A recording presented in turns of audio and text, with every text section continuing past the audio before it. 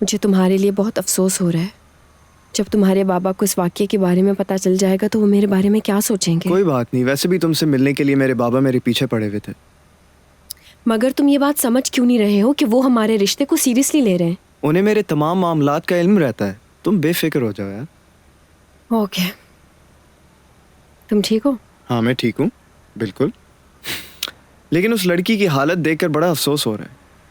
ये दर्द दिल तो बड़ी तकलीफदेह चीज़ है। डोंट वरी, तुम्हें ऐसा कुछ नहीं होगा। ठीक है। You to.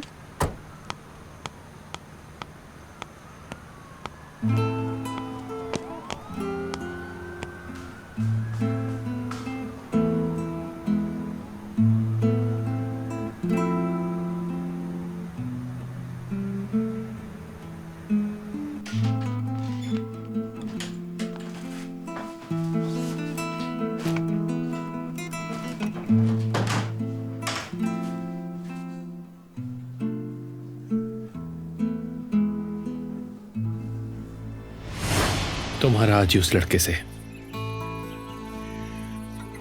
ताल्लुक खत्म।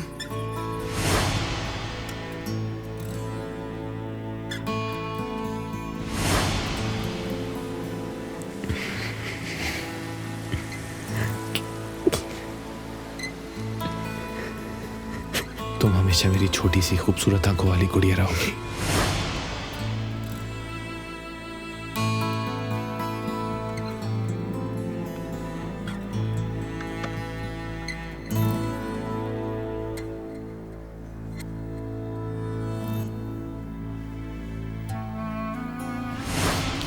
हर कोई मुझे छोड़ के चला जाता है, हर कोई। पहले रेशम छोड़ के चला गया, एक माँ का सहारा था, अब माँ भी नहीं रही। रेशम ने अच्छा नहीं किया मेरे साथ। अम्मी, बाबा मरे नहीं है, बेहतर होता कि वो मर जाते, पर वो तो भाग गए मुंह के साथ। तुमने अपने बाप को बद्दुआ दी, आखिर हिम्मत कैसे हुई तुम्हारी? मैं कहती हूँ फौरन अपने अल्फाज वापस लो। सुना नहीं? बदुआ नहीं दे रही मैं, समझी? लगता है सारे पागल बसते हैं इस घर में। मैं बहुत जल्द दूर चली जाऊंगी इस घर से। इस्तांबुल क्या तुम इस्तांबुल जाओगी? वैसे भी शादी के बाद तो तुम यहाँ से चली ही जाओगी नारिन। हम अभी नानी को दफन करके आए हैं और तुम तो ऐसे पी कर आए हो जैसे कोई खुशी मना रहे हो। कितनी प्यारी मेरी बहन, कितनी प्यारी लगती हो तुम। नहीं करो। इतनी प्यारी। नहीं, फराद दूर तो हो जाओ। खुदा होना ही था। तुम फराद से शादी करने वाली हो ना? बकवास बंद करो अपनी। मैं कोई फराद कजान से शादी नहीं करने वाली। मैं कोई फराद कजान से शादी नहीं करने वाली। बातें सुनो इसकी। सुनो, तुम भी सुनो।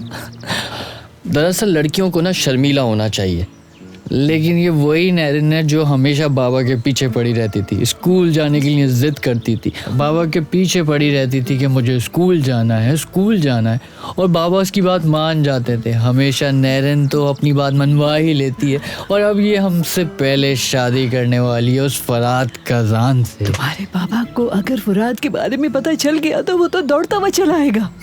तुम देखते फौरन आ जाएगा वो।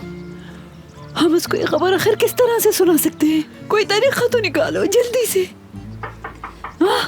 देखो, लगता है उसे पता चल गया है, शायद वो आ गया है। मैंने कहा था ना वो पहुंच जाएगा। सुने मिस नैरन, हिकमत साहब बुला रहे हैं। बाहर है? जी बाहर हैं।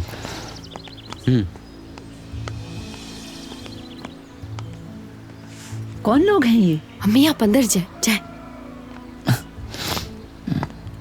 ओह, चलें चलें अंदर चलें, हिकमत कजान है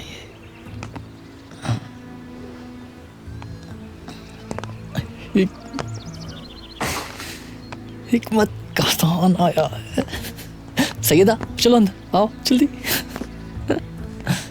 नैरिन, मैं मुख्तसर बात करूंगा। फरात लापता है, वो मेरा फ़ोन भी नहीं उठा रहा, वो अपने इस्तांबुल वाले घर में भी नहीं है, और वो आज कॉलेज भी नहीं आया। क्या तुम जानती हो कि वो कहाँ होगा? मुझे उसके बारे में कुछ भी नहीं मालूम अंकल। तुम मुझे और ज्यादा बेवकूफ़ नहीं बना सकती। तुम्हारी जैसी लड़कियों को मैं अच्छी तरह जानता हूँ, और ये भी जानता हूँ कि वो किस चीज़ के पीछे होती हैं। बेहतर है कि तुम जाओ और उस बेवकूफ़ को ढूंढ कर लाओ। उसे कहो शराफत से घर आ जाए। मैं जानता हूँ कि तुम क्या चाहती हो। अगर तुम फराज से मंगनी या शादी करना चाहती हो तो मैं वो भी कर दूंगा। मैं फराज की खातिर सब कुछ कर सकता हूँ। तुम मेरे बेटे की पढ़ाई का आखिरी साल तबाह कर रही हो। अगर उससे शादी करना चाहती हो तो उसका ये साल बर्बाद होने से बचाना होगा। मुझे आपके बेटे से शादी करने का कोई शौक नहीं है और मैं उससे तब तक शादी नहीं करूंगी जब तक वो अपने पाँव पर खड़ा नहीं हो जाता। सुना आपने? और आइंदा आप मुझसे इस तरह की बातें मत कीजिएगा। मैं उसे ज़रूर ढूंढूंगी, मगर इसलिए नहीं क्योंकि ये आपका हुक्म है, बल्कि इसलिए क्योंकि मुझे उसकी आपसे ज़्यादा फिक्र है।